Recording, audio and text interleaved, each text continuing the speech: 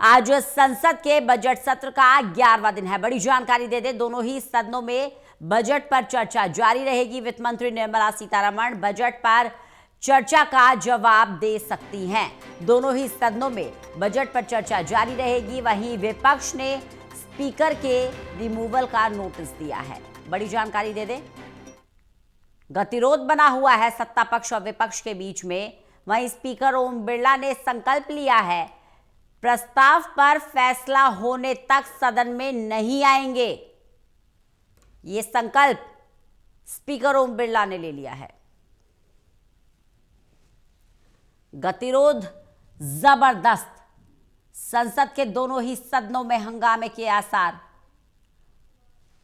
प्रदीप कुमार हमारे साथ, हमारे एसोसिएट एडिटर जुड़ गए हैं ज्यादा जानकारी के साथ। प्रदीप जी, गतिरोध बरकरार है और ये जो गतिरोध है इस हद तक बढ़ता जा रहा है कि अब लोकसभा स्पीकर ओम बिरला ये संकल्प ले चुके हैं, जब तक प्रस्ताव पर फैसला नहीं आ जाता सदन में नहीं जाएंगे।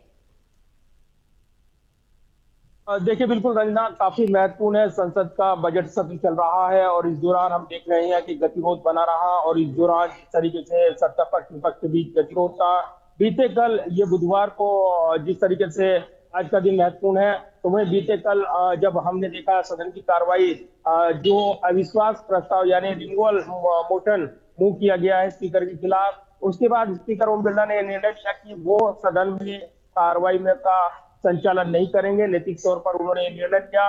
हालांकि जब इस पर चर्चा होती तब वो सदन में नहीं रहते हैं, परंपरा ये रहती है, लेकिन जैसे ही ये नोटिस दिया गया उसके बाद उन्होंने निर्णय ले लिया कि वो संचालन नहीं करेंगे। तो पीठासीन सभापति जो है वो सदन का संचालन कर रही हैं और ऐसे में जब आज की कार्रवाई बजट को लेकर चर्चा होनी है और ये संभावना है कि वित्त मंत्री निर्मला सीतारमण अपना जो रिप्लाई है वो सदन में देंगी, तो ये काफी महत्वपूर्ण रहेगा, क्योंकि बीते कल काफी देर तक सदन की कार्रवाई चली थी, क्योंकि हंगामे के चलते बजट पर चर्चा देर से शुरू हो पाई है। ऐसे में कई वक्ताओं को बोलना है, पार्टी के अलग अलग वक्ताओं को अपनी बात रखनी है।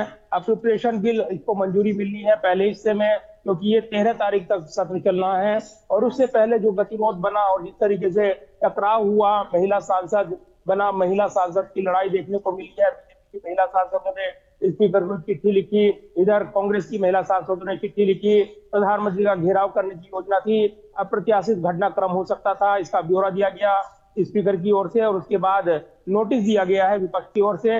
इसमें 118 सांसदों के हस्ताक्षर हैं और इसमें टीएमसी शामिल नहीं है। पश्चिम बंगाल की लड़ाई है, लेकिन अगर देखें तो कमोबेश जो परिस्थिति बनी है सदन के अंदर, उसमें टकराव बनकर उभरा है।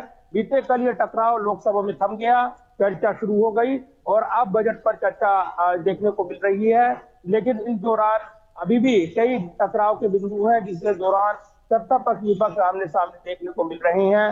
तो आज की कार्रवाई पर नजरें लगी हैं। 11 बजे दोनों सदनों में चर्चा शुरू होगी और इस दौरान बजट पर जो चर्चा है वो काफी महत्वपूर्ण रहने वाली है। बिल्कुल प्रदीप जी, देखिए संसद की कार्यवाही में जो कुछ घट रहा है, जो पूरा घटनाक्रम हम देख रहे हैं, अब अगर एक शब्द में कहे तो बहुत ही ड्रामेटिक सिचुएशन यहाँ नजर आ रही है। एक तरफ राहुल गांधी हैं जो सीमा सुरक्षा का मुद्दा उठा रहे हैं, जो बाकायदा कोट कर रहे हैं कि जनरल नरवणे की किताब जो है वो अवेलेबल है, एक वेबसाइट का भी नाम ले रहे हैं कि वहाँ से लोगों ने खरीदी है। अब जनरल नरवणे आके ये कह रहे हैं कि ऐसी कोई बुक अभी पब्लिश नहीं हुई है। तो कुल मिलाकर जिस मुद्दे को लेकर विपक्ष लगातार अपनी आवाज उठा रहा है, चर्चा करना चाहता है, वो बेस कहीं ना कहीं हिलता हुआ नजर आ रहा है। देखिए, बिल्कुल, और जिसको लेकर ये पूरा विवाद शुरू हुआ, जनरल एम नरवणे की किताब और इसको लेकर अप्रकाशित अंश जिसको पढ़ना चाहते थे राहुल गांधी, जो चीनी अतिक्रमण से जुड़ा हुआ था, इसको लेकर चेयर की ओर से व्यवस्था की गई कि ये नहीं पढ़ा जा सकता क्योंकि ये अप्रकाशित किताब है, उसका हवाला नहीं दिया जा सकता, राष्ट्रीय सुरक्षा से जुड़ा मुद्दा है। और उसके बाद चेयर के इस नियम के बाद भी राहुल गांधी इस पर अड़े रहे और ये गतिरोध बना रहा। और उसके बाद अब ये विवाद चल रहा है कि ये किताब प्रकाशित हुई है या नहीं। 2023 में जनरल नरवणे का ट्वीट आया था जिसमें लिंक उन्होंने जारी किया था और ये दावा किया था ये कि किताब उपलब्ध है, लेकिन इसी का हवाला देते हुए राहुल गांधी कह रहे हैं कि जब किताब उपलब्ध हो गई है उसके बाद इसका अंश नहीं पढ़ना या ये राष्ट्रीय सुरक्षा के लिए खतरा है। तो इसके तमाम पहलू उन्होंने गिनाए थे और ये राजनीतिक तौर पर निशाना बनाया जा रहा है विपक्ष को, उनकी आवाज अनसुनी की जा रही है, ये आरोप लगाए गए। इधर नरवणे ने कल एक पेंगुइन जो पब्लिशर है उनके ट्वीट को रिट्वीट करते हुए अपनी बात रखी कि मौजूदा स्टेटस ये है, जिसमें पब्लिकेशन ने जानकारी दी कि पीडीएफ फाइलों या इसकी अनुमति नहीं मिली है, ये पब्लिक डोमेन में उपलब्ध नहीं है। अगर इस पर कोई इसकी कॉपी वितरित करता है, किताब वितरित करता है, तो ये कानूनी सम्मत कार्रवाई का अधिकारी होगा। तो कानूनी सम्मत कार्रवाई को लेकर पब्लिशर ने अपनी बात रखी है, लेकिन नेता विपक्ष को अधिकार है वो सदन में मुद्दे उठा सके। इसको लेकर कांग्रेस आक्रामक थी, तो सदन के बाहर भी राहुल गांधी ने बयान दिया।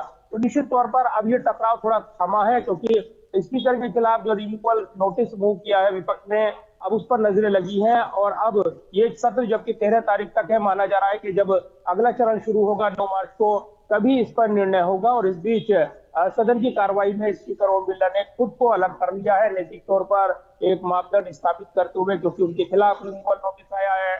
ऐसे में उन्होंने निर्णय लिया है कि वो सदन का संचालन नहीं करेंगे जब तक इस नोटिस का निर्णय नहीं हो जाता है। जी प्रदीप जी बने रहिएगा, लगातार आपसे जानकारी लेते रहेंगे।